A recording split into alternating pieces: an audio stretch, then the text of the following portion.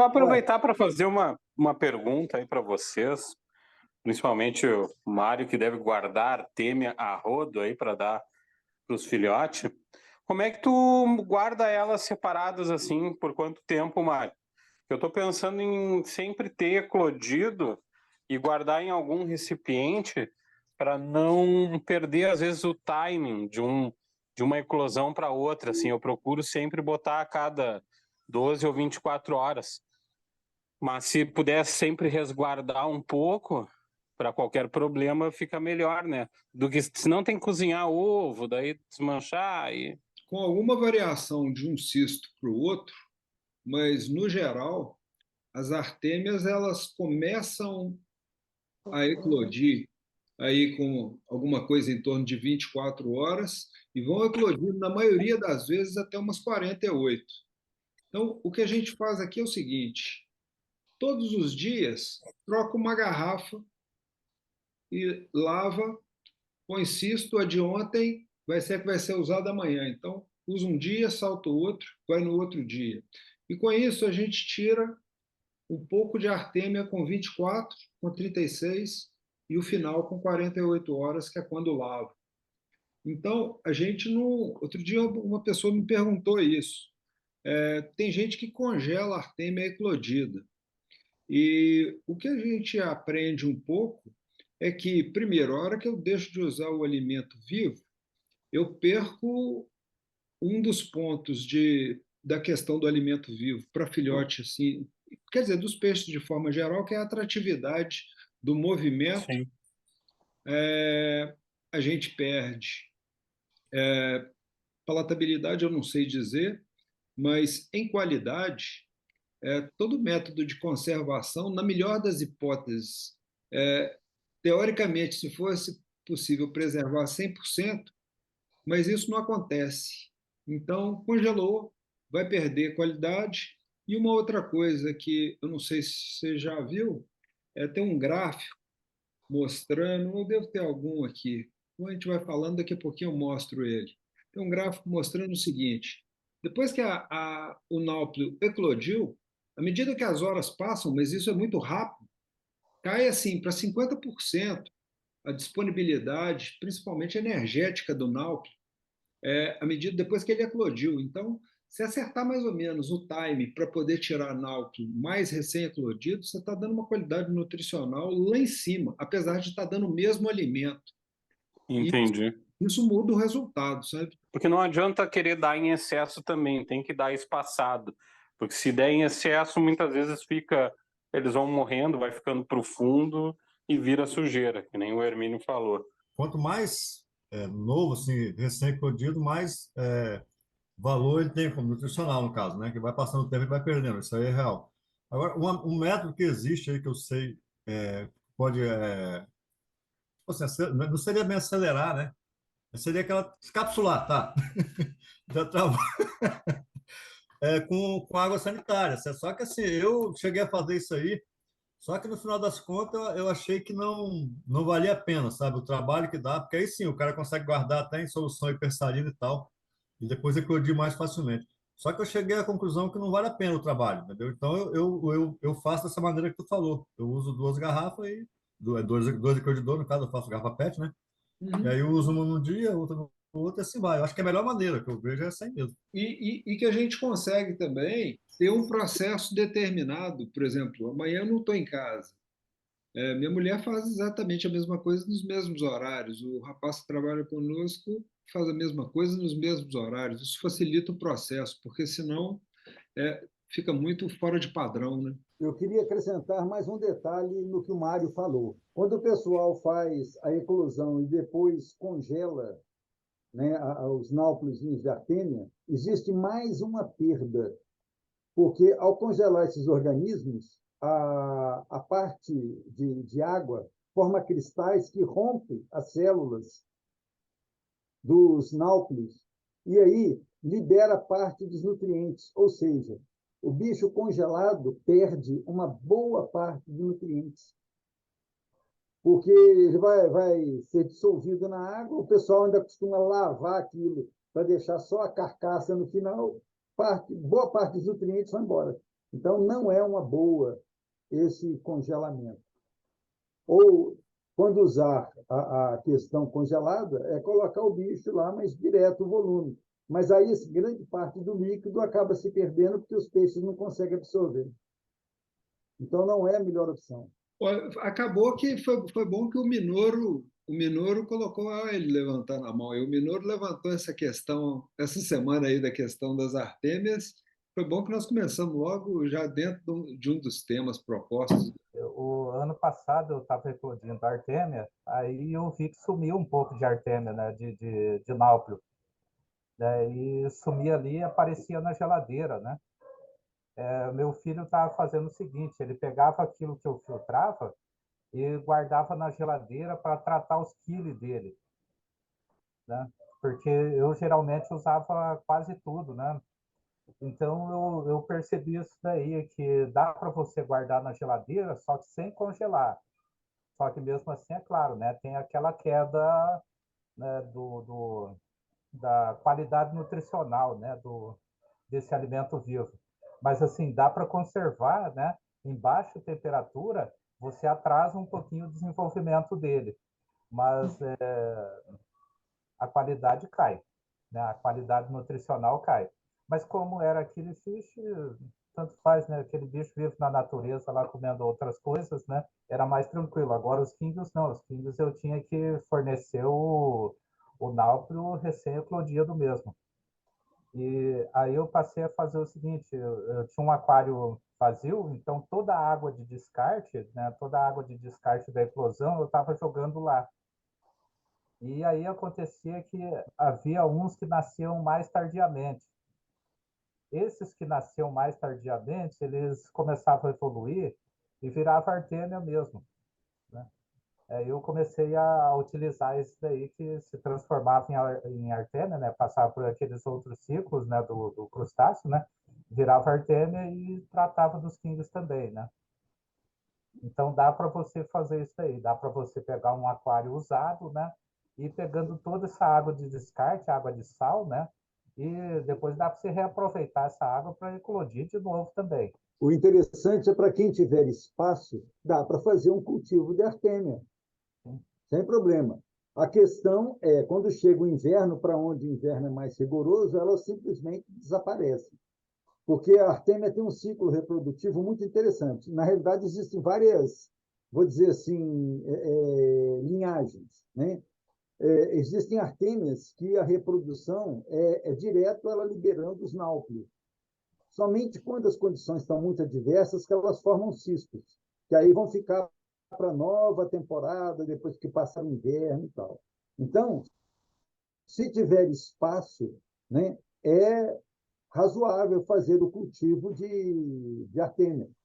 E como elas liberam os náuplios já direto, né, é só observar que, ao amanhecer, aquela parte mais iluminada do tanque, os náuplios estão todos ali concentrados. Aí dá para dar uma sifonadinha e pegar os bichinhos. Mas aí você tem que ter espaço. Aquela velha nova situação nossa. Espaço, tempo e paciência.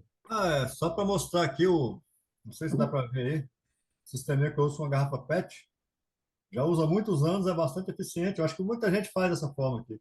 Uma garrafa eu faço o eclodidor. Esse aqui até está cheio, elas estão já apontando aqui, ó, nos náuplios, aqui já estão apontando do cisto aqui. E é bem eficiente, eu não penso de outra forma. E com relação à artêmia adulta que vocês estão comentando aí, é assim, né? Porque tem a ver com a salinidade. Ela, como o Mauro estava falando, né? Ela tem um período que ela coloca por viviparidade, né? Que é quando a salinidade está baixa. Isso aí na salina, o que acontece? À medida que a água vai evaporando, que a água vai ficando muito mais salgada, aí ela produz o cisto. Com água mais. Por isso que se a pessoa vai fazer a eclosão no eclodidor e coloca uma quantidade de sal a mais, elas não vão eclodir. Faz um favor, levanta essa garrafinha de novo aí, ó, porque Eu posso fotografá-la depois. não, eu digo é para poder Ah, solta a mangueirinha lá em cima e mostra para as pessoas como é que você faz, como é que é o ah, manejo. que aqui elas não estão eclodidas ainda, mas assim, ó, eu fiz um furo aqui, né? Que é para Isso. poder prender a mangueira, porque senão na hora que eu, né? Ela é presa aqui embaixo, ela atravessa e vai lá na tampinha da garrafa. Eu fiz um furo ali, eu vedo, né? Ué, eu achei interessante o método, eu já entendi. Eu ponho um registro ali, fecho, para poder coletar.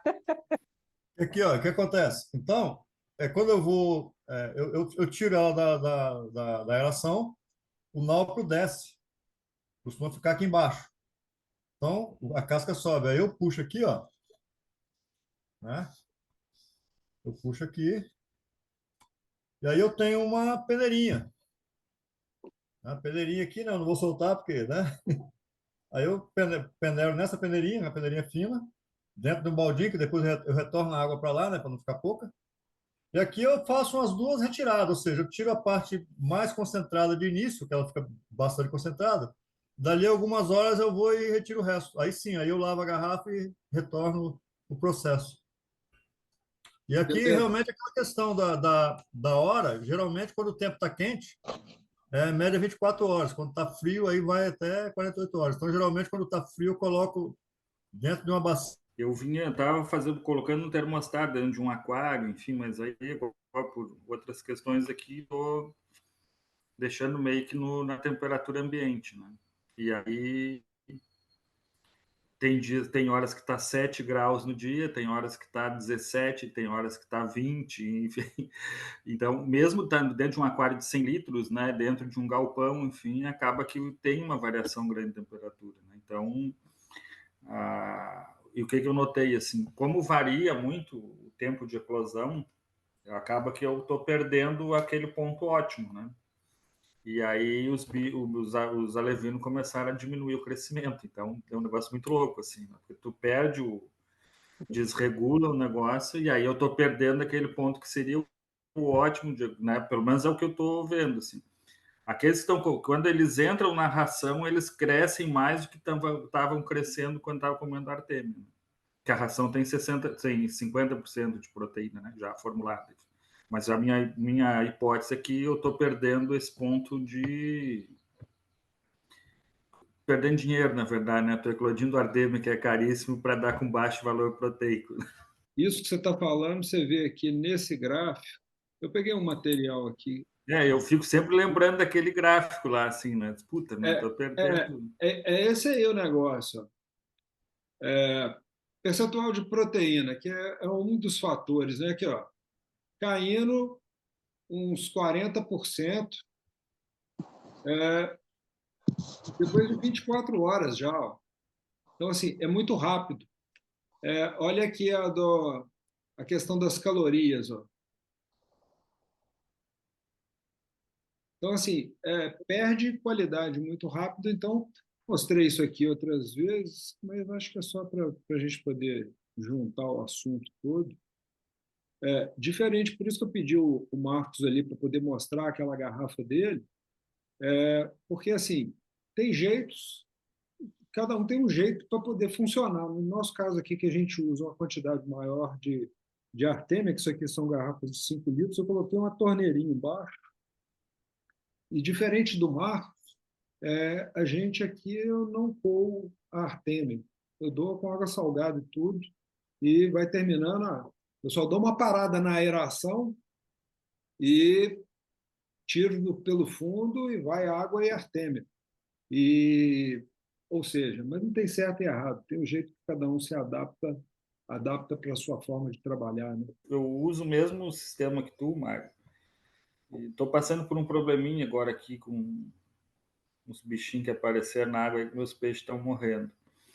E a gente acaba sempre tratando com sal, né?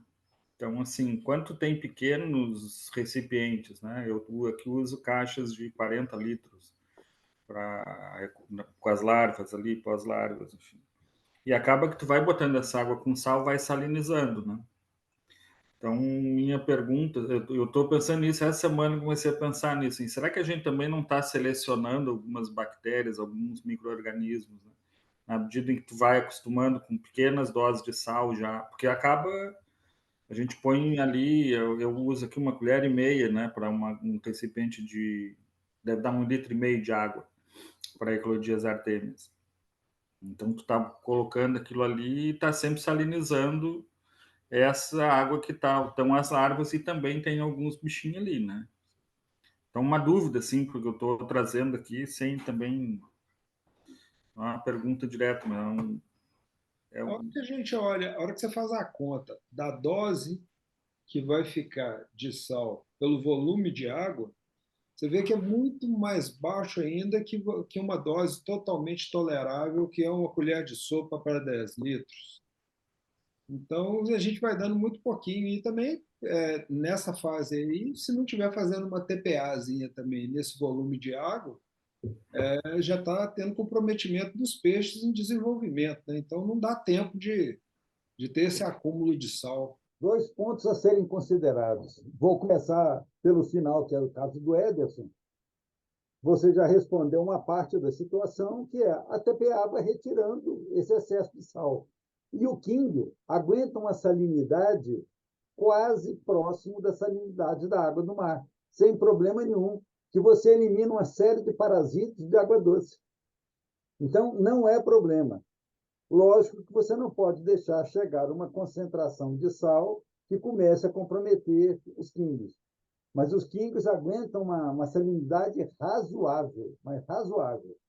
Não tanto quanto as tilápias, que foi motivo de conversas aí ao longo da semana, né? Então, esse é um ponto.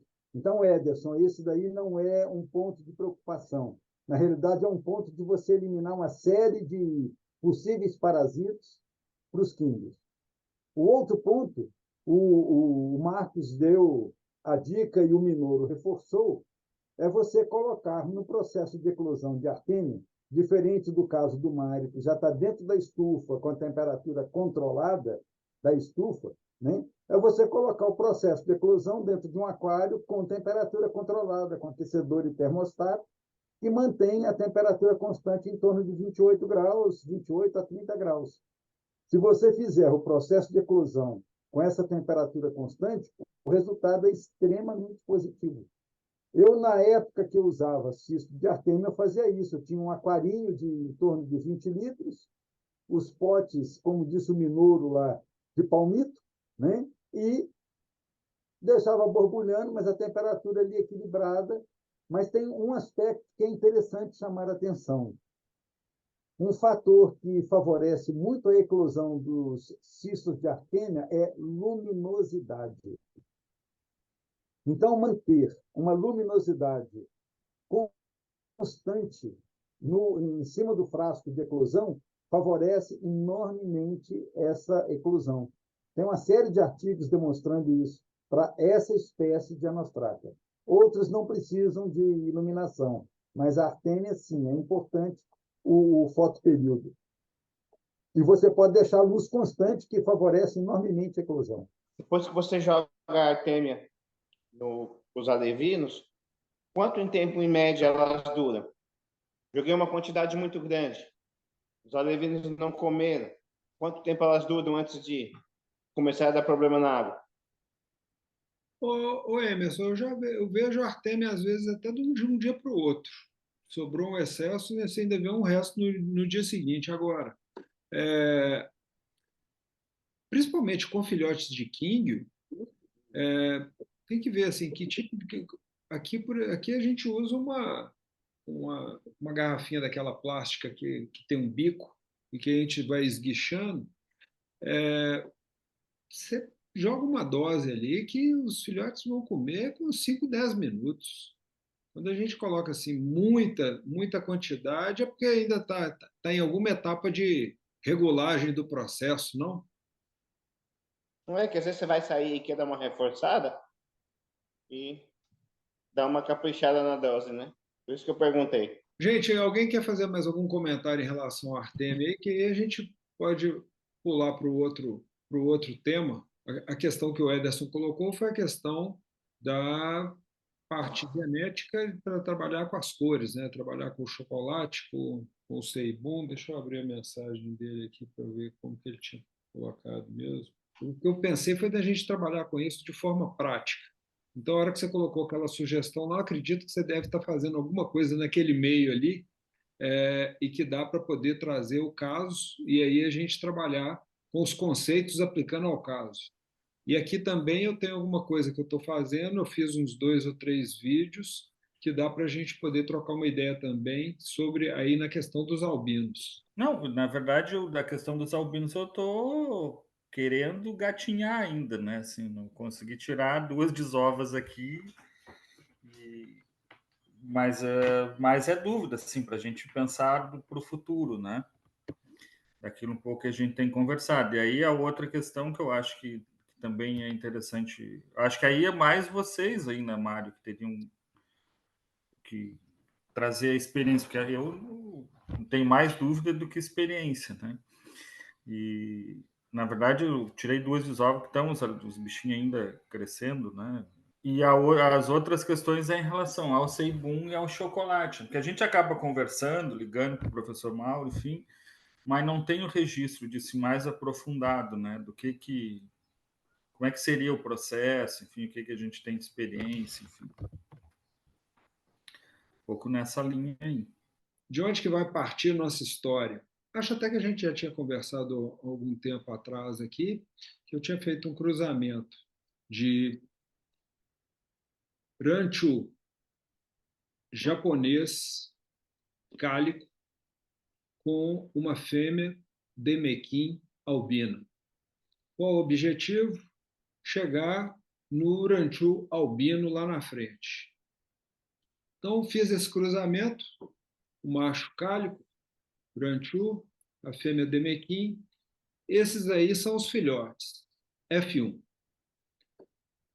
Alguns com problemas maiores de dorso, outros com problemas menores de dorso. Obviamente, aqui a gente está vendo meia dúzia, mas de uns 300 eu devo ter selecionado uns 30 ou 40 e descartei problemas bem maiores. E o objetivo aqui eu tinha que segurar um pouco mais quando estavam filhotes para poder ver assim o que ia dar para ser aproveitado, o que ia sair macho, fêmea, para poder ter alguma opção também de seleção em relação a caudal para fazer cruzamentos para frente. Então isso aqui F1. Não sei se vocês perceberam ali, mas tem um albino aqui no fundo. Ou seja, para sair um albino, saíram 2 albinos nesses 400 filhotes. Para sair esses 2 albinos, e aí a gente lembra da questão lá da complexidade da genética dos químbios, né? Tinha algum gene de albinismo no macho cálico, lá dos ancestrais dele, tinha um resquício para poder sair 2 albinos aí, saíram com dorsal, né? Aí, F1, qual seria o próximo cruzamento? Cruzar irmão com irmão. Irmão com irmã, né, Mauro? Isso, ainda bem que você lembrou rápido. Cruzar irmão com irmã. Esse aqui são os filhotes. Aqui são os que saíram com. Aqui, então, são todos filhos daqueles peixinhos que a gente acabou de ver, irmão com irmã. Então, todo mundo, esse aqui é o grupo com dorsal. Esse aqui é o grupo, irmãos desses aí também, com resquícios e pedaços de dorsal, mas lembrando que tanto esses com a dorsal mais completa, quanto esses com a dorsal incompleta, tem até um albininho ali no fundo, mas ele escapuliu ali. Esses aqui, todos não albinos. E aqui é o grupo dos albinos, irmãos desses 2 que a gente viu para trás. Aqui agora é separado só os albinos. Eles são mais franzinos, menorzinhos e tal. Mas vocês vejam que quase todos com dorsal, e tem um aqui, esse que está embaixo aí, com só um fiapo de dorsal. Os outros estão com dorsal. Bom, o que fazer? Então, na hora do que fazer, os 2 grupos não albinos, eu descartei todos. Por que eu descartei todos? Porque eu não teria como saber quais são homozigotos para não albinismo e quais seriam heterozigotos. E nos albinos, eles são homozigotos, porque são recessivos, e, mesmo apresentando um resquício ou a dorsal, esses peixes eles já têm uma genética para diminuir a incidência de genes ligado à formação da dorsal. E aí eu fiquei pensando qual é o próximo passo, o que é que eu tenho que fazer agora no próximo cruzamento. Opções: voltar, cruzar esses albinos, filhos do F1, com o F1 de volta. Mas aí esse cruzamento ele pode ser feito, mas eu acredito que o problema de redução do problema da dorsal não seria muito afetado e traria uma variabilidade muito grande de resultados, porque os dois carregam já essa genética de resquício de dorsal. Aí, a outra opção que eu pensei foi pegar um filhote desses albinos agora e voltar lá no ranchu. E aí eu pensei no black ou no ceibum para poder aumentar a incidência de genes ligados à ausência de dorsal e depois voltar nos F1 desse cruzamento lá, ou seja, isso aí a gente está falando lá de 2025 para poder conseguir chegar nisso. E contei essa história aí para... É otimista, hein? Ué. Bem por aí. É que assim, né? Eu estou raciocinando junto aqui, né? Então eu pensei, se no parental lá, quando foi fazer o F1, suspeita-se que o cárico lá tivesse gene para albinismo, eu acho que seria viável, de repente, pegar esse F2 e cruzar lá com esse parental. Eu acredito que seria mais viável. Uhum. Bom, então isso aí era essa história aí que eu tinha aí para poder contar para vocês do que eu fiz aqui quando o Ederson sugeriu o tema lá. E aí eu lembrei hoje de filmar esses peixes aí. E aí a gente começa a ver assim a volta que é o tempo que leva para poder evoluir, para poder fazer um cruzamento, que eu estou querendo fazer isso, que eu estou querendo fazer aquilo outro e tal. O buraco é mais embaixo, né? Eu já expliquei que não é um buraco, é cratera. A Só que cratera. as pessoas não querem assumir isso. Fica com medo do tamanho do buraco, né? É paciência, mas é por aí mesmo. É esse o caminho. E, ao contar a história, dá até música, né, cara? Eu não sei aí quantos vão lembrar, mas tinha uma música lá no passado. Eu tenho uma história para contar. Deixa quieto. Temos que contar história, nós estamos vivendo disso. Estamos construindo e fazendo história, que é o mais interessante. Isso aí. Não, eu estou pensando aqui na quantidade de variáveis, né? Porque tu escolheu logo, além de trabalhar com albinismo, um bicho sem dorsal e que tem desenvolvimento de epitelioma. Então, vai ser, eu acho que 2025 tu está sendo bastante otimista, Mário. Eu acho que, ó,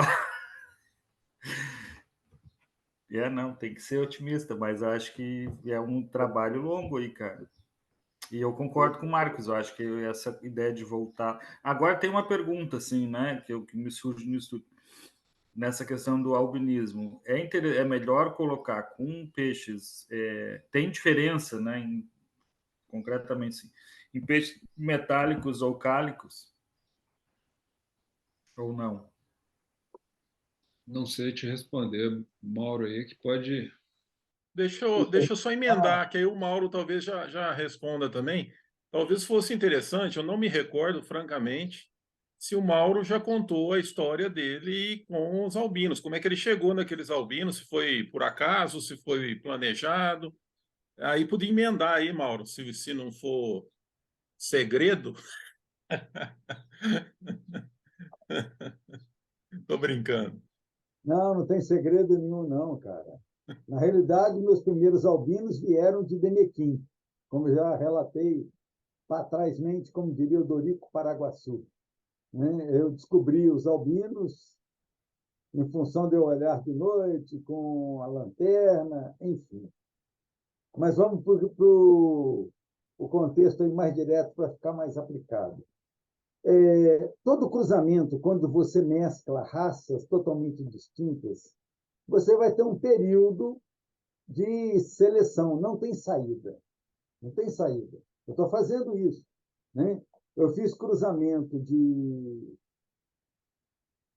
Sui Rogan, né? Olho de bolha, traduzindo, com uma fêmea albina com dorsal. Então, tive a primeira geração, agora estou em F2 e tal, inclusive para conseguir peixes com olho de bolha, com dorsal, que a gente não tem no Brasil, e ainda por cima albino. Né? Na realidade, tem várias possibilidades aí. Então, o que o Marcos apresentou é o caminho mais curto, né? Voltar naquele macho ranchu, né? Com uma filha dessas. Se aquele peixinho lá que saiu com um fragmento de dorsal e albino, né? Se for fêmea, é o ideal. Né? Por quê? É o que apresenta menor número de genes de expressão de dorsal. Eu já falei, já comentei anteriormente, que eu não sei quantos genes estão envolvidos na expressão de dorsal ou ausência de dorsal. Eu não tenho isso claro, porque eu não encontrei na literatura até o atual momento. Eu imagino que sejam vários genes. E você tem que ir limpando, retirando esses genes que expressam as espículas, a expressão de dorsal, para você chegar num peixe sem dorsal albino. Né? O Mário está fazendo um percurso, eu estou fazendo outro, vamos ver o que vai dar para frente. Mas eu acho interessante a gente ir testando, ir experimentando. A gente não tem outra saída. Enquanto a gente não tiver respostas na literatura que está publicado, está disponível e que a gente tem acesso, a gente não tem outra alternativa a não ser ir experimentando. É esse o caminho. É por aí. Então, uma dúvida aqui que me ocorreu foi a seguinte: eu queria saber se tem alguma correlação de cor com a variedade da espécie. Tipo assim, eu queria fazer um cometa preto. Não tenho cometa preto. Aonde eu fui? No Demequim Blackmore, né? Demequim preto e cruzei.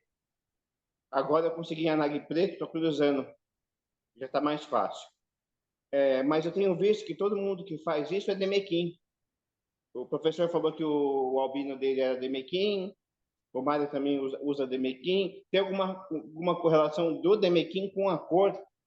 Em relação a você buscar, né, um cometa black, né, o caminho é o Demequim, que é o peixe que apresenta maior intensidade de pigmentação black. O fato do meu caso ser um Demequim albino como diz, meio aleatório. Meio aleatório. Na realidade, todas as colorações podem ser trabalhadas nas diversas raças do King. Né? A questão é a origem dos ancestrais. Como a gente não tem esse mapeamento, eu já falei isso algumas vezes, a gente vai dando tiro meio no escuro para ver se acerta o álvaro, né? Não é o alvo, não, o álvaro. Porque enquanto a gente não tiver mapeamento dos peixes que nós temos, né, não tem saída. Porque a gente não sabe qual é o patrimônio genético que esses peixes apresentam. Infelizmente, é isso daí. Até que nós tenhamos isso bem estabelecido, bem organizado, tentativa e acerto. Agora, as colorações você pode obter em qualquer raça de quíngio as diversas colorações. Tudo depende dos cruzamentos, porque a coloração independe, pelo menos das características que nós vimos até agora, né, de raças ou de questão de cromossomas sexuais. São coisas independentes. É diferente, por exemplo, em Guppy, que tem algumas colorações que são ligadas aos cromossomas sexuais. Em King, eu não vi nada disso. Eu gostaria, então, de a gente começar pelo Seibum, que é o mais simples, que é o questionamento lá que o Ederson fez. Né? Uhum. A característica Seibum, como o pessoal já comentou aí, inclusive parece que o Fábio não está aí hoje, né? Acho que eu zoei ele muito e ele ficou com medo de ir para a reunião, né, cara? Eu sacaneei ele, acho que sacaneei Chegou ele agora. aqui meio muito. Ele chegou agora.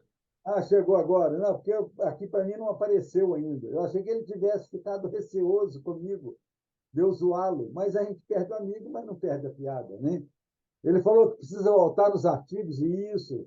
Na realidade, periodicamente eu volto, tem detalhes que a gente esquece, ou alguma coisa que a gente não detectou quando leu das vezes anteriores e tal. Então, vamos começar pelo Seibum. A característica Seibum, né, está no artigo do Xanchen, que eu zoei o Fábio, que ele falou década de 20, falei não, década de 30. Autor japonês, falei não, chinês. Era molecagem com ele, óbvio, né?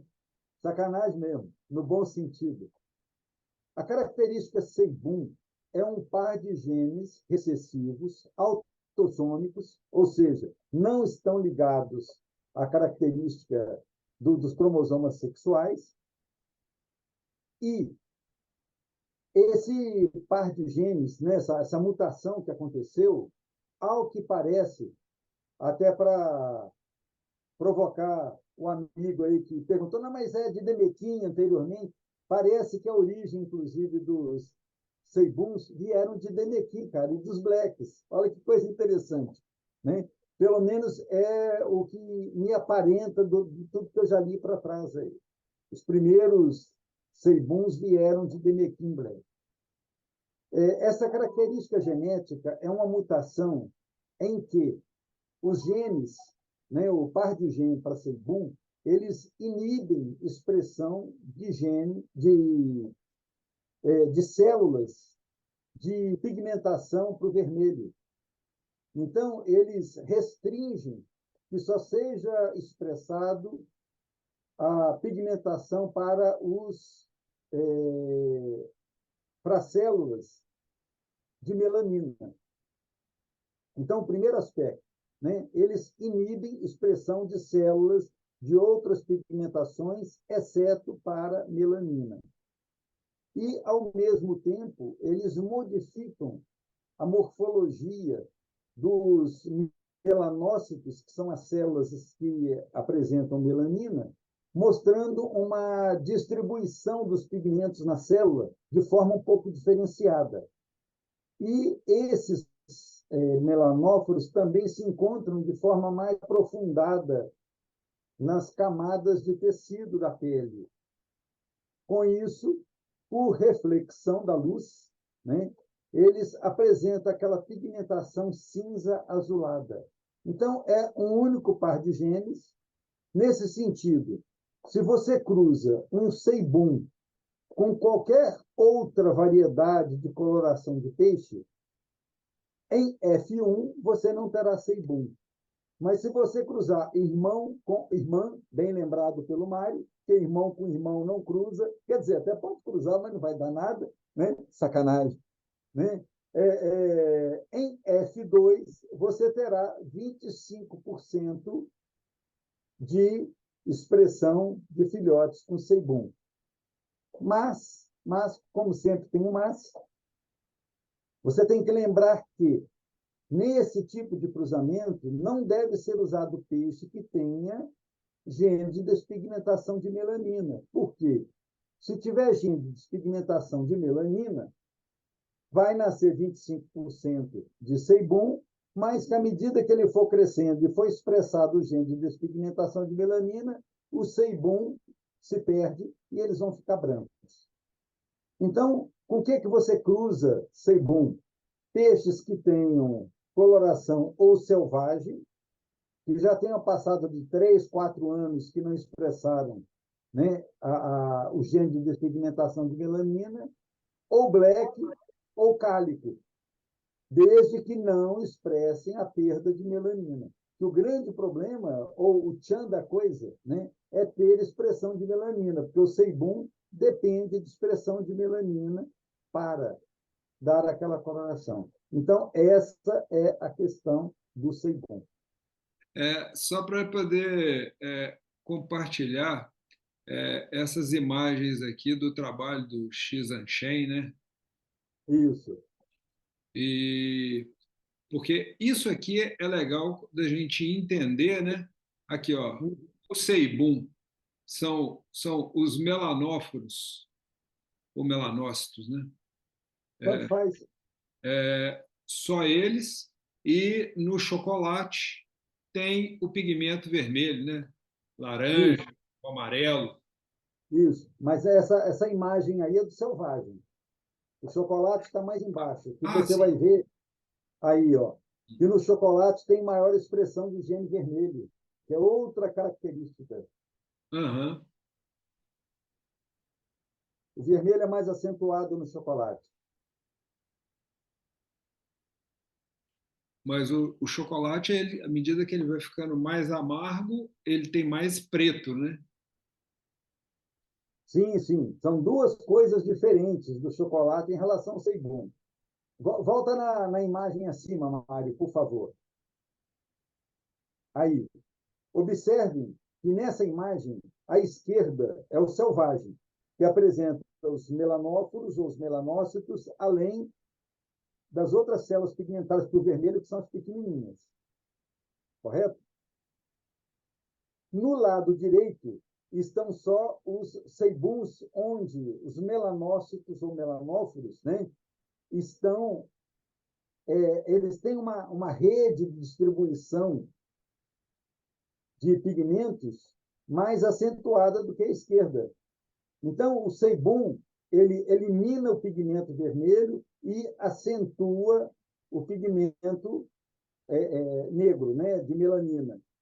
Mas tem diferença na distribuição, na estrutura da célula, nos melanócitos. Perceberam que tem uma diferença? A ramificação das estruturas celulares para distribuição de pigmento no contexto todo da célula é mais acentuada no sebum do que no selvagem. Esse negócio, essa questão tem um nome lá na citologia para isso, né? Esse vermelho aqui, ele é puntiforme e esse outro aqui é o dendrítico, né? Dendrítico ou arboriforme, forma de árvore, copa da árvore, exatamente isso. E uma curiosidade que é interessante a gente saber também, né? É que esse formato dendrítico aqui, ele é tipo ele expande e ele encolhe, e é por isso que o peixe muda de cor a hora que muda de ambiente, ou fica assustado, ou tem uma mudança de cor, alguma coisa assim. São os melanóforos dendríticos mudando de forma que mudam a cor do peixe, né? Na realidade, de acordo com as condições do ambiente, maior ou menor luminosidade, de acordo com a exposição à luz, né, as vesículas, que aqui a gente não consegue ver, né, nessas ramificações dos melanócitos, né, as vesículas que estão ali distribuídas, elas podem ser concentradas no centro da célula ou elas podem ser distribuídas. Isso faz uma grande diferença. Por exemplo, tem algumas demonstrações muito interessantes. Se a incidência de luz é por cima, o peixe apresenta uma coloração. Se a incidência de luz é por baixo, ele apresenta outra. Isso é uma resposta neural para as células epiteliais de distribuição dos pigmentos, né, de acordo com a luminosidade. É isso aí mesmo. Agora, Mauro, curiosamente, no mesmo peixe, e você já me mostrou esse caso, né? Lá na sua casa, inclusive, aí na sua casa, o mesmo peixe manifesta em regiões diferentes do corpo as duas situações, né? Ora chocolate, numa parte, e ora seibum, né? Ou seja, isso não necessariamente é homogêneo, né? No peixe todo, ele pode ser partes chocolate, parte seibum, né? Dada a proximidade, inclusive, do ponto de vista de origem, né? Genética, de ambas as colorações, né? Beleza, Hermínio, boa pergunta. E esse é o outro passo da história. Nós vamos, à medida que nós vamos combinando genes, o grau de complexidade vai aumentando, né? E dentro do contexto que nós temos hoje, né, existe uma série de interações possíveis, né, dessas características. Antes de te responder essa questão, eu acho que seria importante, então, nós falarmos primeiro dos chocolates, para depois entender o processo dessa mescla que você apresentou. E vamos deixar os albinos para depois.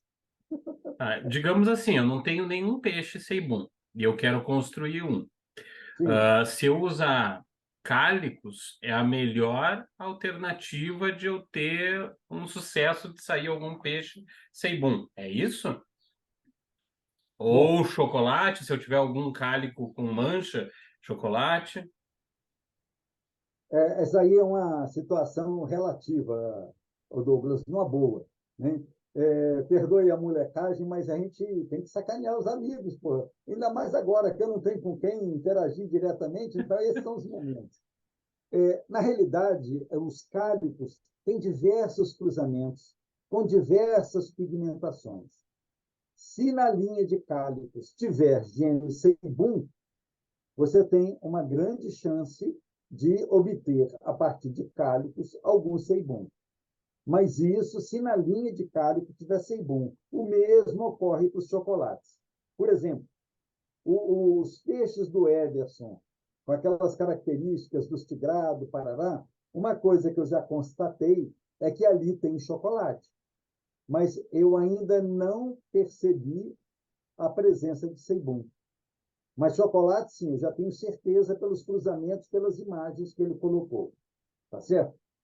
Então, você só vai ter seibum se tiver algum gene de seibum na linha ou se acontecer uma mutação, que foi o que aconteceu lá no passado, que deu origem ao seibum.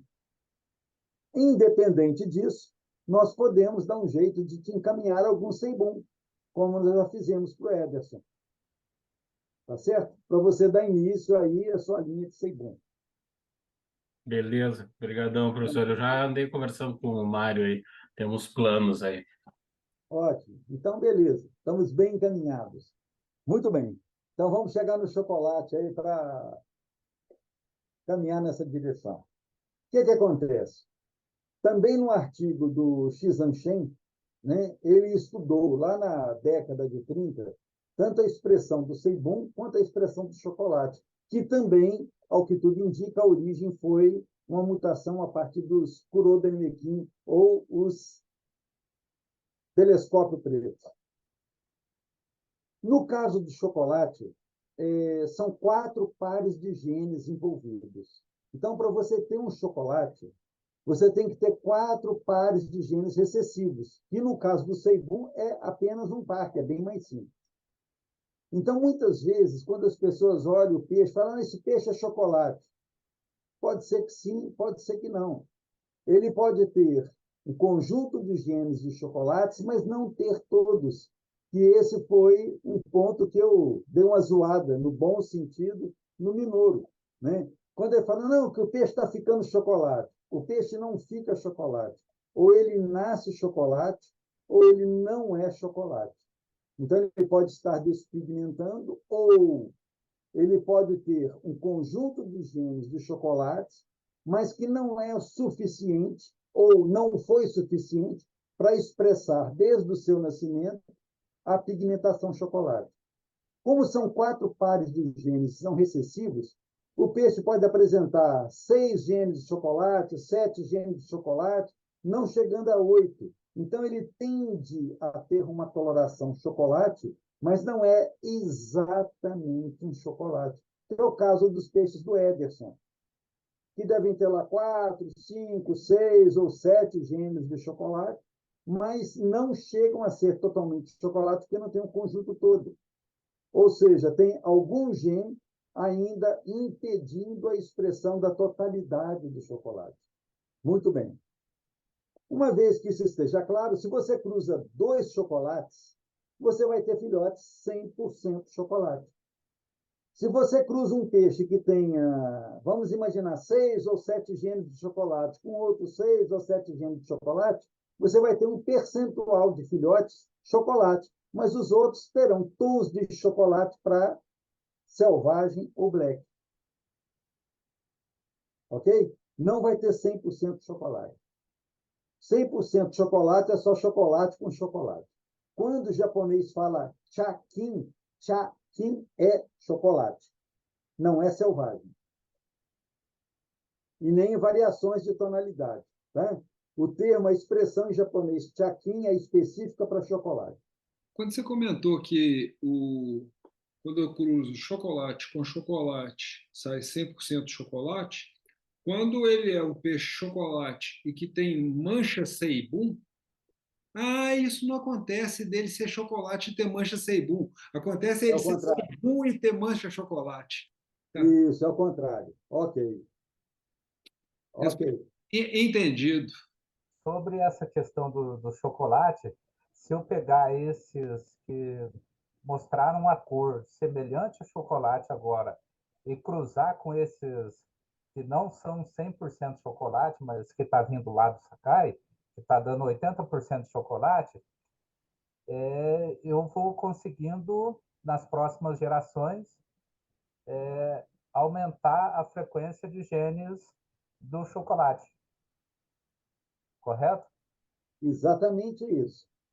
Observa que, como são 4 pares de genes para chocolate, são recessivos, 4, ok? Você tem a frequência de ocorrência. Se você cruza um chocolate com um peixe não chocolate, que não tenha nada, nenhum gene de chocolate, vai nascer F1, que não tem nada a ver com chocolate.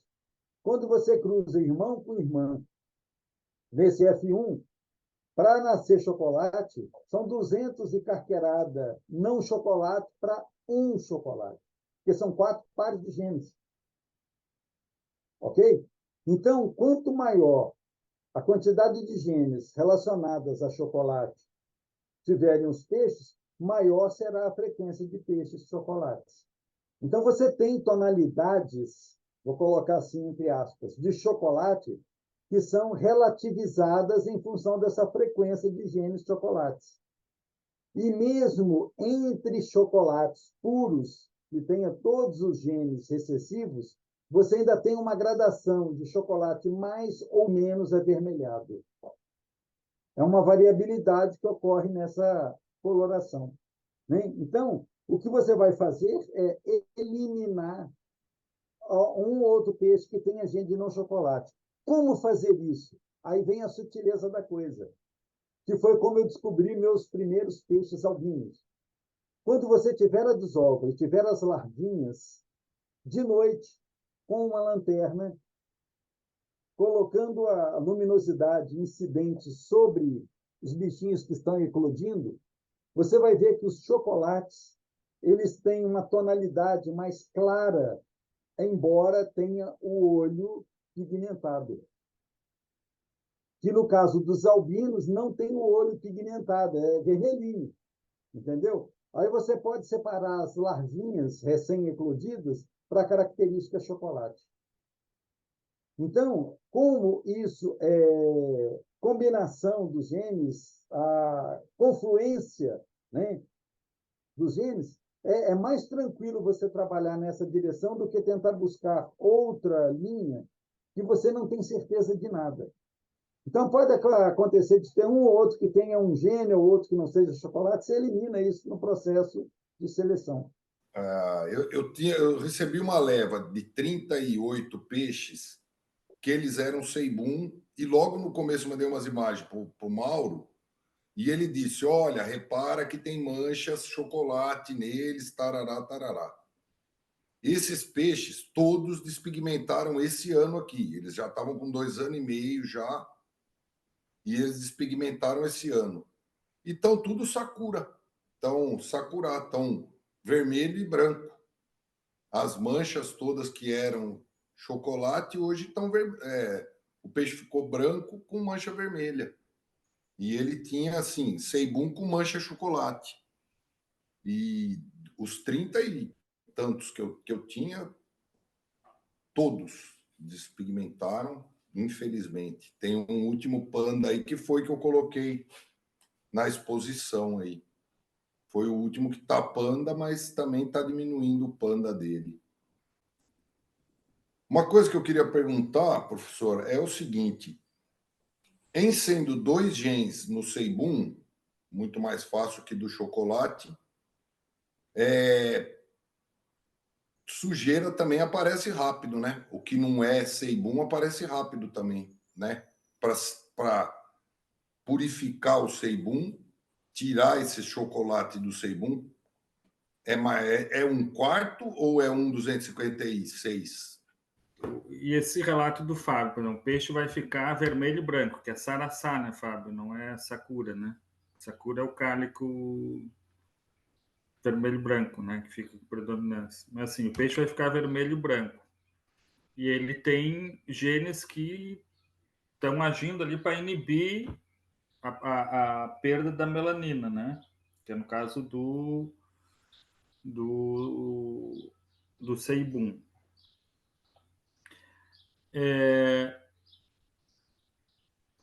Isso é uma mancha chocolate ou é um espectro? Aí é mais assim, da visão, enfim, porque uma coisa é esse gene agindo em cima do branco, né?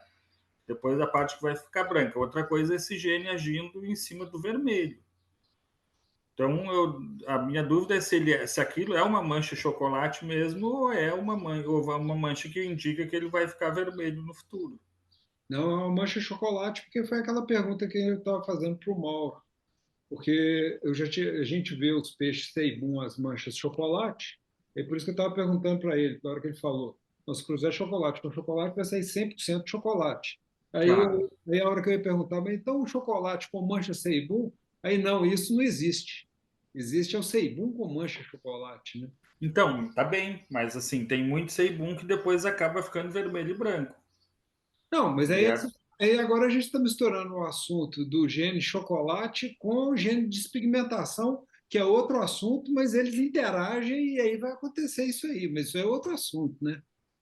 Não, mas o chocolate vai ser sempre chocolate, não é? Não, mas a cor chocolate, Ederson, é quando tem o cromatóforo vermelho e o melanóforo preto junto. Aí aparece a cor chocolate.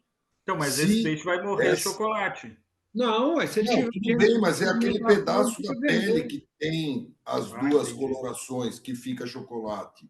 Não, entendi. Nesses que eu tenho aqui, perdeu o preto, você vê claramente isso aí.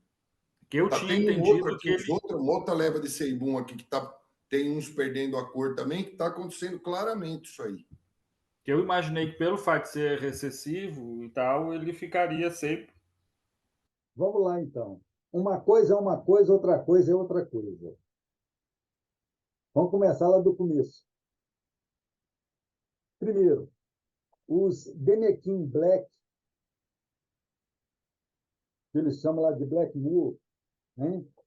Eles apresentam uma maior concentração de melanócitos, para dar aquele pretão todo. Então, é uma característica genética. Outra, o Seibum, Seibum, chocolate, chocolate. No artigo do Xu Zhangshen, ele demonstra com muita clareza o cruzamento de Seibum com chocolate.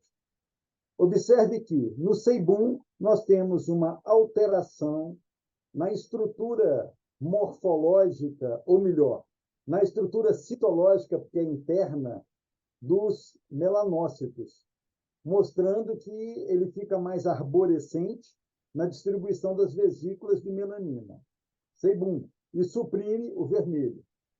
No chocolate, ele altera também a situação dos melanócitos, mas ele acentua a frequência das células pigmentares vermelhas. Então, observa, um sebum tem uma ação, no chocolate tem duas. Ambos são de expressão, comparado com o selvagem, recessivos.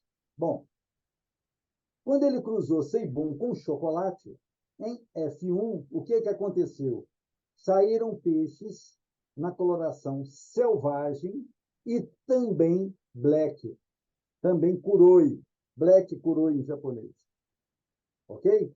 Porque a interação dessas expressões gênicas nessas células pigmentares é variada. E aí surgiram as duas possibilidades. Então, se nós pensarmos que em F1 o peixe recebeu 1 gene de sebum e 4 de chocolate, que é a metade de cada um da expressão, que o sebum são 2, chocolate são 8, né? Então ele recebeu 1 mais 4. Quando você cruza F1 com F1, você tem uma variabilidade muito grande, porque esses genes são totalmente independentes. Então, você vai ter, nesse cruzamento de F1 com F1, 25% sebum. Então, você vai ter 25% de sebum. Agora, em relação ao chocolate, nesses 25%, vai ter sebum com 1, 2, 3, 4, 5, 6, 7, 8 genes chocolate. Quanto maior for a ocorrência de genes chocolates, maior vai ser a cobertura do peixe em relação ao chocolate. Eu já tive peixe aqui em casa de quase 90% dele ser chocolate, mas ele era sebum. Desses 25% sebum.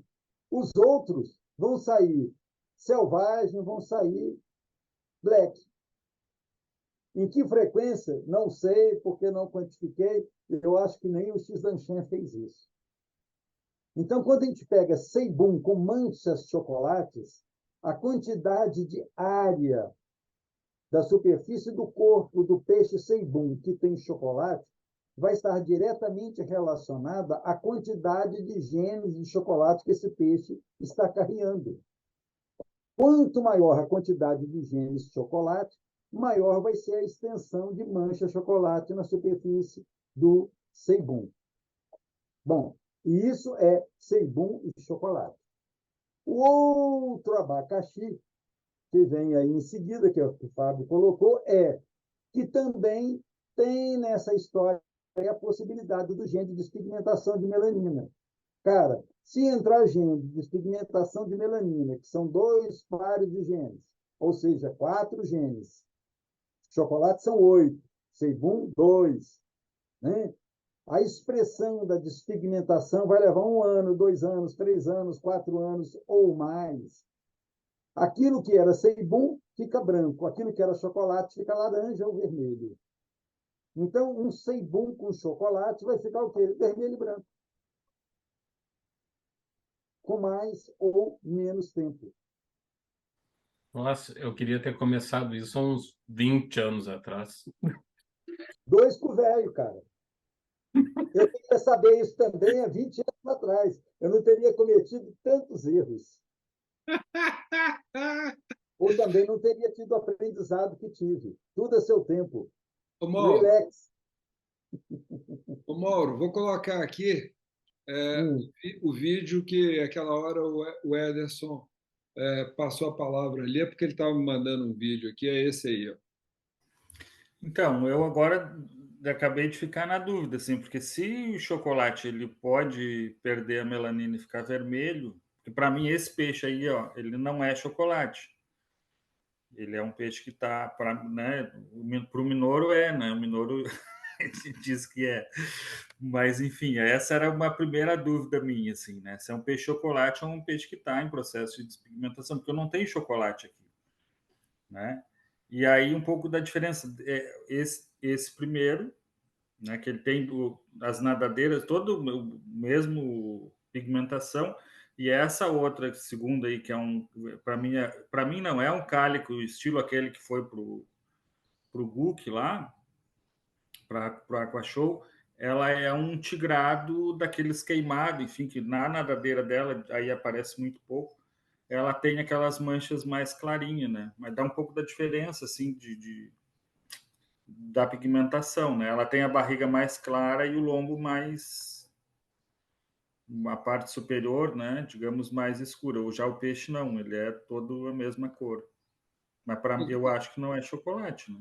Ué, mas ele é chocolate, sim, não é não?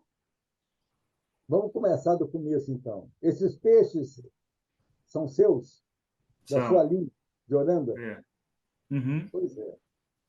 Eu disse para trás, né, que na sua linha de peixes tem genes chocolates. Ao que tudo indica, esse peixe aí é um chocolate, onde houve a confluência dos 4 pares de genes para chocolate. Se ele vai despigmentar ou se ele não vai, é outra história. Se ele despigmentar, ele vai ficar laranja, vermelho. E esse que está mais escurinho, se você observar na cauda, na hora que você pega, nas raias, tem umas areazinhas meio chocolate. É porque ele não é totalmente chocolate. Ele tem mais genes de black e alguns genes de chocolate.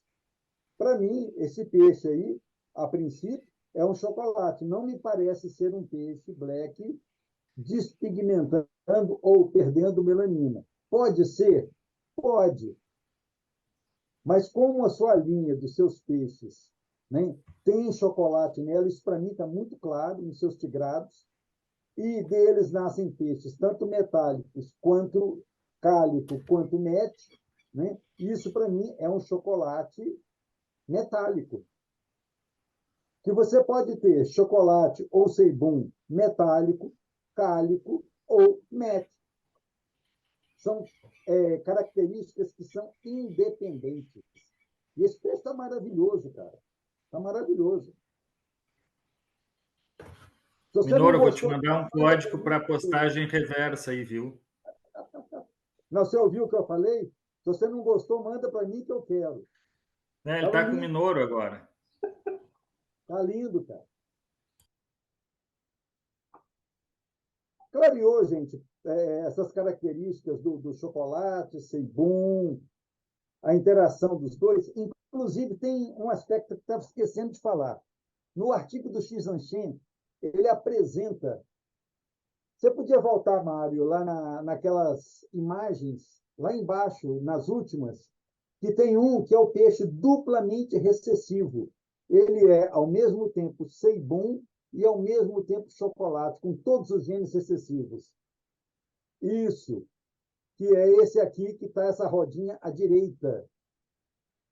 O chocolate está à esquerda, mostrando os melanócitos com a presença das células pigmentares alaranjadas, que não estão muito claras, e à direita, esses bichos aí. Eu tenho aqui em casa 2 exemplares de peixe nessa coloração, que eles estão chamando hoje, como tem nos guppies, de purple. Uhum. Ok? Eu tenho 2 exemplares aqui assim. Ele é um seibum menos tonalizado para o grafite. Muito interessante. É um duplamente recessivo. Ou seja, existe uma interação gênica aí que interfere nessas células pigmentares. E você já tá fazendo um ranchu chocolate? Ainda não. Que pressão, hein? Tá fazendo ele entregar o jogo. Não dou conta de fazer tudo, não. Tem que distribuir para os colegas e fazer eles também. Está doido? Não, mas eu estou perguntando isso porque o ranchu chocolate deve ficar um bicho maravilhoso também, né? Não, sem dúvida. Sem dúvida. É mais uma opção. Aí imagina um Seibum chocolate ranchu. A gente tem que provocar, pô. Mas tudo a seu tempo, tudo a seu tempo. Aqui, mas eu estou aguardando da sua criação aí os ranchus albinos, tá? Não nega fogo para mim, não, hein? Não, ele vai seguir. O Olha, projeto segue em frente. não dá conta de fazer tudo. Cada um de nós tem que ir fazendo alguma parcela, né? O Ederson está muito bem no caminho dele lá com os bichos, os tigrados. Pô, estão maravilhosos. Meio caminho andado. Está começando lá nos show, mete bronca, cara. Como dizia um amigo meu de Belo Horizonte, da minha época lá de estudante, de professor, a vida é um sutiã, meta os peitos, cara. A gente vai fazendo, vai construindo. Ou nós não teremos no Brasil, ou teremos que importar. Se conseguir importar, pagar um preço caríssimo, né? Enfim, então vamos fazendo.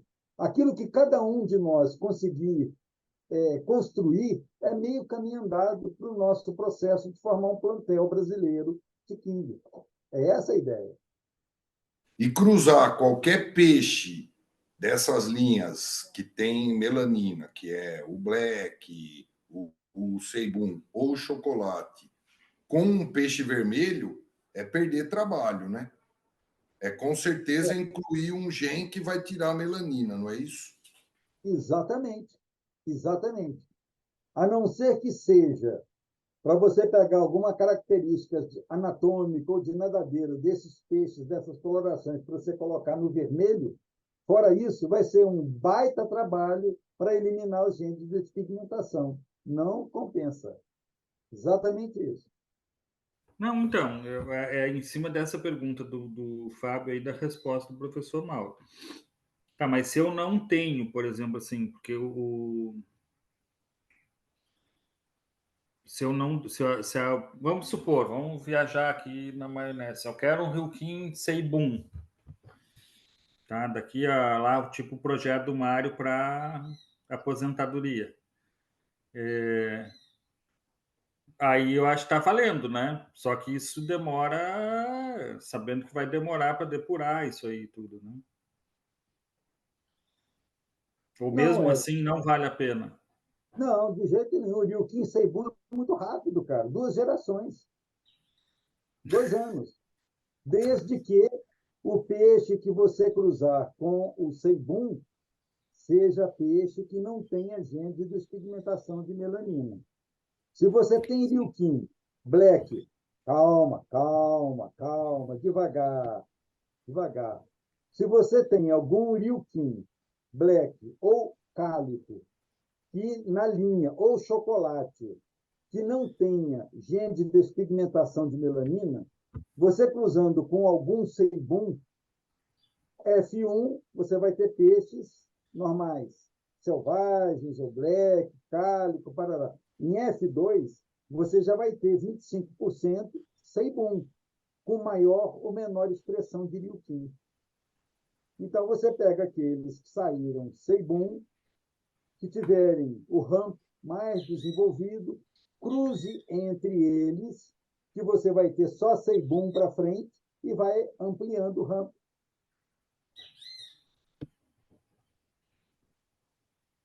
Então, observa, 2, 3, 4 gerações você vai ter Ryukin Seibum, cara. É o que eu estou fazendo.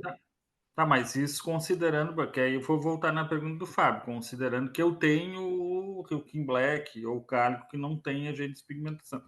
Portanto, assim, a opção que eu tenho é um peixe vermelho e branco. Aí não vale a pena. Vai levar mais tempo, não compensa. É melhor você pegar algum peixe desse que você encontra hoje com uma certa facilidade do que usar um vermelho. Ou, se você tiver com paciência, para levar um pouco mais de tempo para eliminar os genes de despigmentação de melanina. Entendi. Mas o gene de despigmentação dá muito mais trabalho de tirar do que o, vamos dizer, porque é um gene de fica escondido lá, né? Na realidade...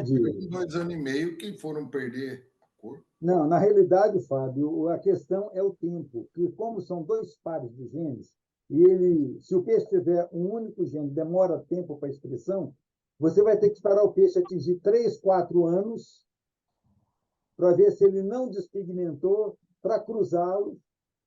Então, você vai levar um tempo muito grande, cara. É esse que é o problema. É a questão do tempo de expressão do gene. Né? A quantidade de genes é pequena, mas leva tempo para expressar. Então, vamos para o albinismo. O albinismo é uma característica determinada nos quíngos por 2 pares de genes, diferente de outras espécies de peixes, que às vezes é um par de gene apenas. Ok? Mas, no caso dos quíngos, são 2 pares de genes e ainda tem uma interação gênica chamada epistasia, onde um gene pode interferir na expressão do outro.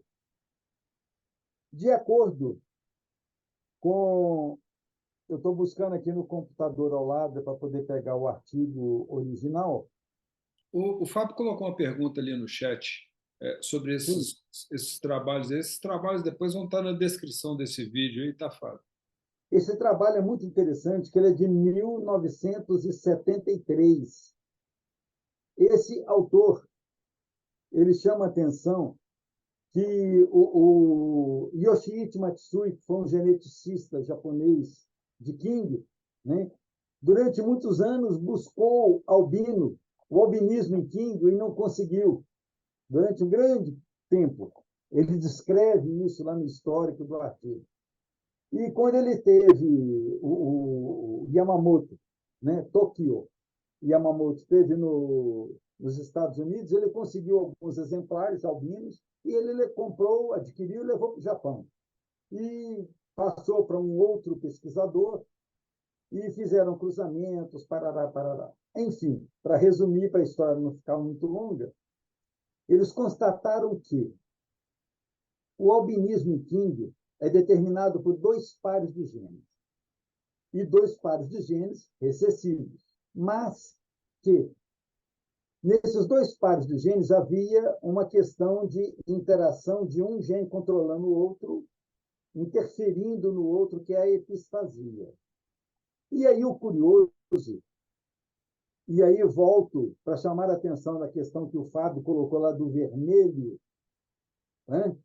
Que você pode ter o vermelho não por gene de despigmentação, dos 2 pares de genes de despigmentação, e sim por albinismo, que é outra situação, e eu tenho isso aqui. Esses 2 pares de genes, eles agem da seguinte forma: quando são os 2 pares de genes recessivos, né, os genes são recessivos, o peixe não expressa melanina. Então, ele sai albino. Mas não tem nada a ver com o gene de despigmentação de melanina, que o peixe nasce, a larvinha tem melanina, está lá, fica escurinha, parará, e ao longo do tempo que os genes de despigmentação de melanina começam a expressar, os melanócitos vão desaparecendo, perdendo a pigmentação e o peixe descolore. No caso do albinismo, não. Ele não expressa melanina desde larva, desde o desenvolvimento embrionário.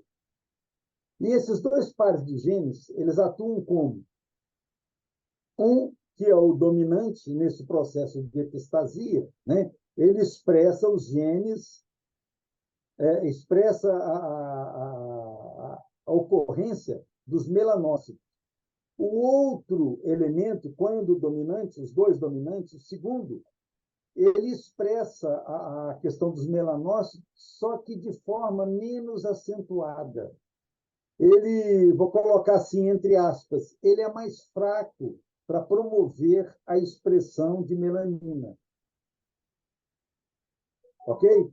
Então, quando você cruza um peixe, no caso de King, que é albino, com um peixe normal não albino, na primeira geração você tem o quê? Peixes que apresentam os 2 genes que determinam a presença de melanócitos e 2 que determinam a não ocorrência de melanócitos. São os 2 recessivos que dão melanina, o albinismo. Quando você cruza F1 com F1, o que vai acontecer? você vai ter peixes que apresentam todos os genes possíveis lá para a expressão da melanina, ou genes que têm uma parte de um ou de outro para a expressão de melanina, ou elementos que apresentam os genes recessivos para a ausência de melanina. Então, o que acontece especificamente?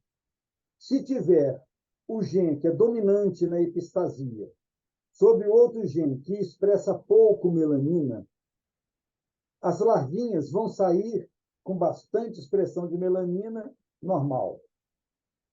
Se tiver o gene de pouca expressão de melanina, que é o segundo, com os genes de não expressão de melanina, saem umas larvinhas mais clarinhas, mas se você olhar o olho da larvinha, tem pigmento no olho. E o autor chama de light, são aqueles mais clarinhos. Ele só vai expressar mais tardiamente a presença dos melanócitos. E se saírem os dois genes recessivos, serão albinos. Mas aí o interessante é que esses lights, como eles expressam pouco melanina, eles saem os bichos vermelhões extremamente bonitos, porque a expressão da melanina é tardia e ela não é capaz de cobrir o albinismo.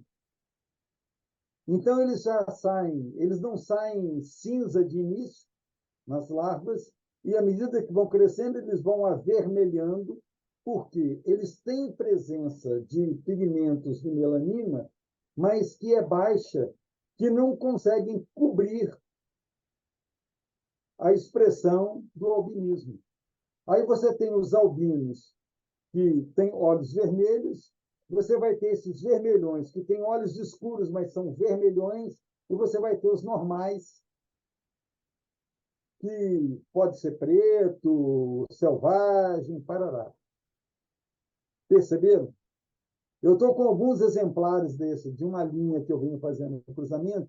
Os bichos têm um vermelho extremamente intenso, porque ele tem o vermelho, mas ele tem um pouco de pigmento de melanina, que não é capaz de sobrepujar o vermelho. Então, nesse contexto, o que o Fábio havia perguntado, né?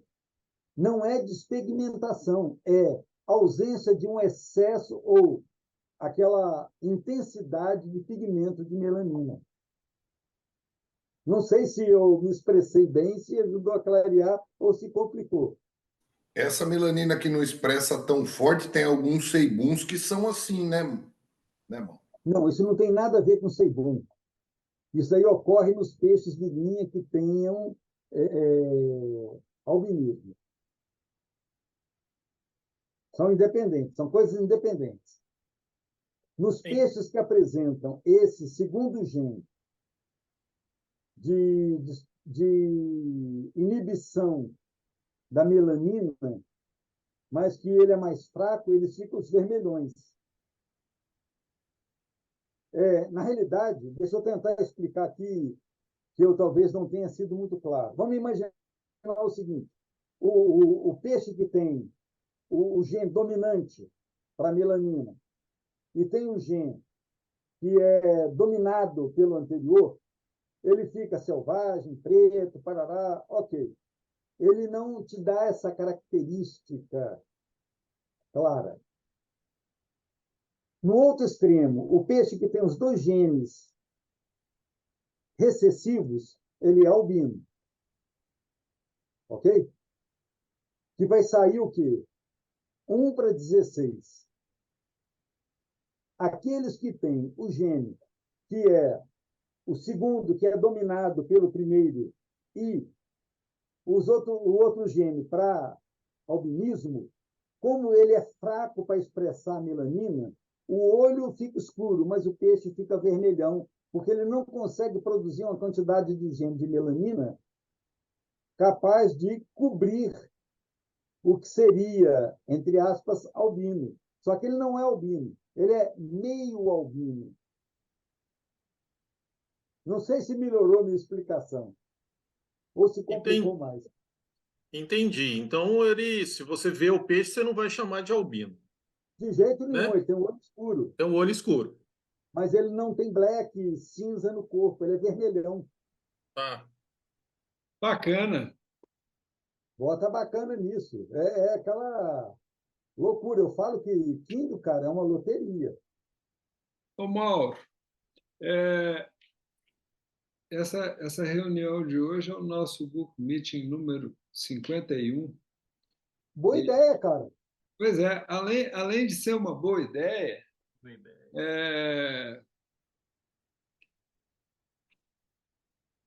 depois eu vou passar a palavra para os colegas também, mas hoje você brilhou, não só hoje, durante as 50 anteriores, mas hoje você pegou e você deu uma destrinchada nas coisas sob uma outra ótica, que foi sensacional. Você sabe que a minha origem foi nos grupos, né? O dia que eu descobri os Kings e comecei a me envolver com isso, pô, é uma burdoada, cara. O trem é muito mais complicado, a diversidade, as interações. Eu estou até hoje tentando entender uma série de coisas que eu ainda não consegui. Então, eu entendo perfeitamente as dúvidas das pessoas, porque eu tenho zilhões de dúvidas. E gostaria que alguém me esclarecesse. Naquilo que eu consigo entender, eu procuro ajudar. No resto, eu continuo com as dúvidas.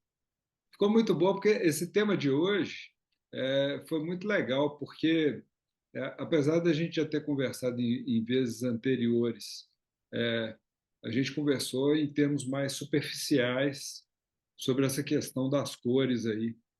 E eu fico imaginando o nível de complexidade que é, porque a cada reunião dessa que a gente faz, a gente começa a encaixar mais uma peça no quebra-cabeça, porque eu já achava que tinha entendido há um ano atrás.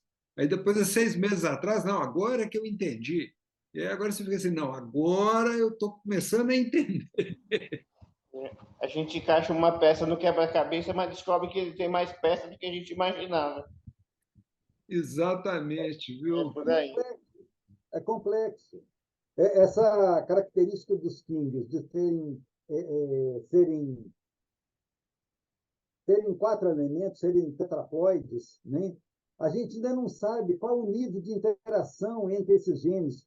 Naquele artigo lá que nós apresentamos lá para trás, né? Você vê que tem alguns genes que são mais expressivos do que outros, uns dominam mais que outros. Então, é muita interação que a gente não tem controle. E como a literatura, para nós, ainda é escassa, né? Isso que eu venho apresentando, é aquilo que eu consegui acessar. Eu imagino que possa ter mais coisas que eu não tive acesso ou que ainda não foram elucidadas. Então, não é simples. Estamos todos caminhando, somos todos aprendizes. Não tenho dúvida disso. Falo isso numa boa, porque é real, né? Temos muito que caminhar ainda para entender. Esse bichinho, cara, é fantástico. Eu falo, esse peixe me motiva, isso me mantém vivo buscando. É isso aí, é cachaça, embora eu prefira cerveja. Giro, em japonês. Eu quero agradecer, né, os esclarecimentos aí, que realmente assim vai abrindo o leque, a gente vai viajando, né, na imaginação para. Eu tenho meus projetos, né, e logicamente essas explicações, principalmente a questão do Seibum e tal, ficou bem interessante para mim, já para futuro. Eu pretendo formar os cálicos, né, azulados ali e tal. Vamos ver. Obrigado. Posso dizer, acrescentar, Marcos, que para os cálicos, cruzamentos com seibum, com chocolate, favorecem uma maior diversidade de expressão de coloração nos cálicos. Pois é, vamos nesse sentido aí. Cálico com esses peixes, com essas linhas. Tem um vídeo sobre os cálicos, viu, Marcos? Depois, se você quiser, se você não quiser não localizar aí, você me avisa que eu te mando o link dele. Hoje, de fato, foi uma aula, assim, né? Como todas as outras, né? Mas hoje concordo aí corroborando com o Mário. Pós-graduação? Você não defendeu o doutorado, cara? Então, de pós-graduação, pô. Quase uma outra pós que a gente faz. Meu Ederson, você falou para o homem se preparar, ele se preparou, ué. Não é brincadeira. Mas acho que é importante, assim, né? Porque depois de uma discussão que nem essa hoje, eu já venho conversando isso com o professor um pouco, né? Cada vez eu me convenço mais que a gente tem uma ação que é por impulso, né? Vou trabalhar essa outra linha, buscar essa outra cor, enfim, né? Mas eu cada vez me convenço mais que, sim, a gente tem que focar em algumas coisas, né? Porque tu vai abrindo, e daqui a pouco falta aquário, falta caixa, falta tempo, falta, né? E aí tu fica sem conseguir focar, né, num objetivo só, né? Assim, tu gasta uma baita energia. Depois de hoje, assim, mais eu me convenço, né? De que tem que ter foco, e eu já venho fazendo isso, assim, de diminuir, focar muito mais nos oranda, enfim, né? E é um pouco desse aprendizado todo que a gente vai fazendo. E é isso, né? Quando a gente acha que quer aprender um pouquinho, a gente descobre que ainda está se aprontando para poder aprender, né? Assim, então, um pouco nessa linha. Com relação a isso que você comentou, eu peguei aqui, isso aqui vem de um professor lá da minha época da graduação, que ele falava isso aqui, ele chamava isso aqui do V da ignorância. Ele falava que para isso aqui que a gente sabe, tem isso aqui que a gente não sabe. Aí a gente estuda um pouco, dedica, agora a gente já passa a saber isso, aí você descobre que você não sabe isso. E aí você se especializa, fica foda e tudo mais, aí você descobre que você sabe é muito pouco do assunto. Então, isso aí vai dando uma dimensão assim da nossa ignorância e não só nesse aspecto aí da questão da genética, né? Mas do aprendizado geral, porque quanto mais a gente vai ampliando, e isso está muito ligado com isso que você está falando também, porque quando a gente sabe pouco, a gente está cheio de projetos, né? Aí, à medida que você vai aprendendo um pouco, você vai saber assim, não dá para ter tanto projeto, não. Deixa eu focar aqui e ver onde que eu estou querendo chegar, senão eu não faço, o tempo passa e eu não chego em lugar nenhum, né? E aí não pode fazer umas presepadas que nem eu. Eu disse, esse ano eu fiz a primeira desova manual, separei os peixes direitinho. Eu quero esse aqui e esse aqui. E aí misturei as bacias tudo, não sei mais quem é quem.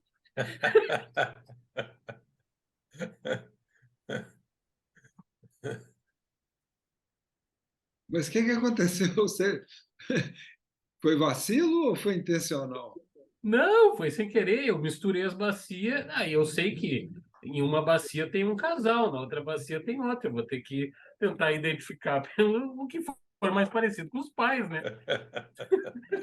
Mas daí na hora eu misturei e digo assim, e agora quem é quem? Eu separei, eles são separados, mas eu não sei qual é qual. Só DNA agora.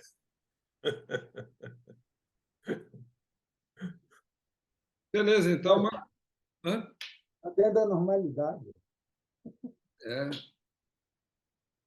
Eu tenho um amigo que ele sempre falou isso. Todo dia a gente dá pelo menos 5 minutos de bobeira. Aí ele fala o seguinte, que tomara que os meus 5 minutos de hoje seja na hora que eu estiver dormindo, não fazer muita bobagem. Exato. Mas, Valeu! Até Ótima mais, semana gente. Um pra todo abraço. mundo. Um Falou, abração. gente. valeu. Valeu, Uma tchau. boa semana. Tchau, gente. Boa noite. Quando